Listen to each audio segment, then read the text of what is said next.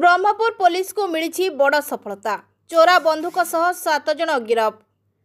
Brahmapur police को मिली बड़ सफलता। गंजाम जिलार विभिन्न अंचल में दिनकू दिन अपराधिक मामला वृद्धि पाउथिबा बेले गंजाम जिलार पुलिस अपराधी को दमन करने तथा जिले में अपराध मुक्त करने पुलिस पक्षर चली जिले में स्वतंत्र ड्राइव। पूर्वर पुलिस को एभली स्वतंत्र ड्राइव रे सफलता मिलथिबा बेले आज ब्रह्मपुर गोसाणी नुआगाँ एवं बैद्यनाथपुर पुलिस रो स्वतंत्र ड्राइव रे मिली बड़ सफलता। विभिन्न आपराधिक मामला सहित जड़ित रहितिबा 7 जन अभियुक्तों को ब्रह्मपुर पुलिस गिरफ्त करिछि। एनै ब्रह्मपुर पुलिस एक विज्ञप्ति माध्यम शनिवार गणमाध्यम को सूचना देछि। अभियुक्त मानक ठारू गुड़ी बंधुक टंका आदि सामग्री जबत होइछि। विभिन्न आपराधिक मामला सहित जड़ित अभियुक्त माने गोसाणी नुआगाँ और बैद्यनाथपुर रे चलप्रचल करुथुबा नै पुलिस को सूचना मिलिथिला। अभियुक्त माने आपराधिक कार्य पई योजना करुथुबा मध्य पुलिस जानिबाकू पाइथिला। एही आधार रे गोसाणी नुआगाँ और बैद्यनाथपुर थाना पुलिस पक्षरु विभिन्न स्थान रे अतर्कित भावे मिलित चढ़ाऊ करा जायथिला। तेबे एही मामला रे पुलिस 7 जन अभियुक्तों को गिरफ्त करथिबा बेले सेमानक निकटरू गुड़ी बंधुक सह लक्षाधिक टंका जबत होइछि। गोसाणी नुआगाँ अंचल गिरफ होइतिबा अभियुक्त मानक ठारू 9टी जीवंत गुड़ी समेत एक देशी पिस्तल, गोटे स्वदेशी एयरगन, 5टी देशी बोमा, 6टी मोबाइल फोन, 22टी एटीएम कार्ड जबत होइछि। सेहिपरि बैद्यनाथ पुलिस अभियुक्त मानक ठारू 3टी पिस्तल, 1,11,500 टंका, 6टी मैगजीन और एक दामी 4 चकिया गाड़ी जबत करिछि।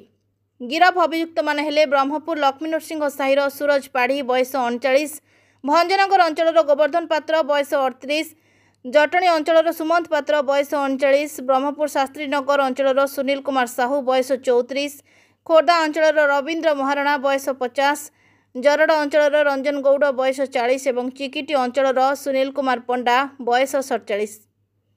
ब्रह्मपुर जिला प्रतिनिधि कृष्णचंद्र सामंतराय रिपोर्ट, ओडिशा डिजिटल।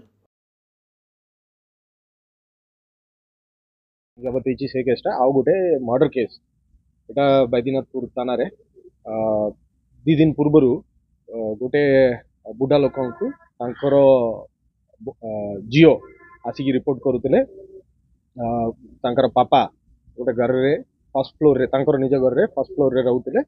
सेठी किए न जाना लोक आसिक तांका पापा को निया डाली देले बोली रिपोर्ट हेतिला।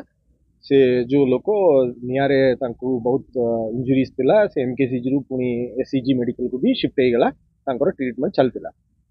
तापरे इन्वेस्टिगेशन रे जाना पड़िला सेही घर रे तळे बाडा रे गोटे महिला थिले। सेही महिला ही पूरा प्लान करिकी प्री प्लान करिकी से लोक उपरे केरोसिन पकेकी ता उपरे मैचेस लागिकी ताकू मारि देबा पई पूरा प्लान करिकी रखितला। तापरे से अक्यूज मध्य से क्राइम को मानिगला और से अक्यूज रो विक्टिम रो मोबाइल फोन को अक्यूज नै की गोटे पोखरी रे पकैछि।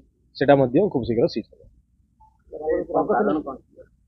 तांक भितरे किछि संपर्क तिला आ ये किछि आशा वार्ता करिकी ताकू प्रॉपर्टी देबो ए सब कहिकी रखितिला। किंतु सेटा सब न देगी ताकू बारंबार हरासमेंट करुतिले, फिजिकल और मेंटल हरासमेंट करुतिले और एवं से जो अक्यूज महिलांगर जियो को जोटा कि जो हैदराबाद रे रहउचंदी तांकू ये 2 लोक मिसिकी तिला वालिया फोटोस मध्य पठाइछंदी। से सब कंटिन्यूअस हरासमेंट पाइला परे आउ किछि बाटन न पाई कि ये मर्डर करछंदी बोली जा हमर इंटरोगेशन रे